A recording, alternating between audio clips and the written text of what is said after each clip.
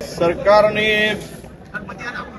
किंवा माननीय मुख्यमंत्र्यांनी जे काही उत्तर दिलं ते समस्त मराठा समाजाची फसवणूक करणाऱ्या मराठा समाजाला वाऱ्यावर सोडणारं उत्तर होतं।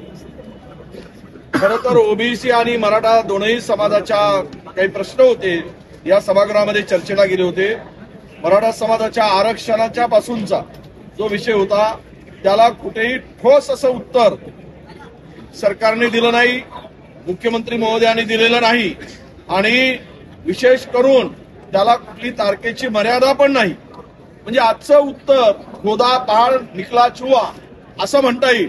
ते जुनीच रीत टेप वाजवून घासून ती टेप वाजवल्या गेली, पण ठोस निर्णय कधी घेणार?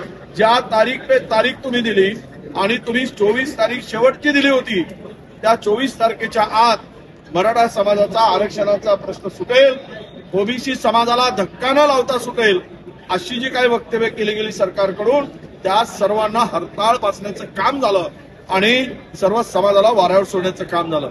विशेष रूपानं ओबीसीच्या काही समस्या होत्या त्यावर सुद्धा कुठेही ठोस चर्चा निर्णय या ठिकाणी आम्ही सरकारकडून अपेक्षित होतो, ठोस निर्णय अपेक्षित होता, ते सुद्धा कुठेही धनगर समाज, ओबीसी समाज या योजना, जुन्या योजना ज्या आम्ही महाविकास आघाडीचं सरकार असताना त्या योजना होत्या, त्याच योजना परत नव्यानं सांगितलं आणि तिथेही काही सरकारची भूमिका अशी या समाजाला न्याय देणारी नव्हती। एकूणच ओबीसी, मराठा, धनगर हे सर्व प्रश्न अधांतरी देऊन निवडणुकीपर्यंत वेळ मारून द्यायची आणि आचारसंहिता आली की हात वर करायचं, आम्ही देणारच होतो, पण आता आचारसंहिता आली, काही करू शकत नाही, अशा प्रकारची सरकारची पळ काढण्याची वृत्ती आजच्या उत्तरातून दिसली।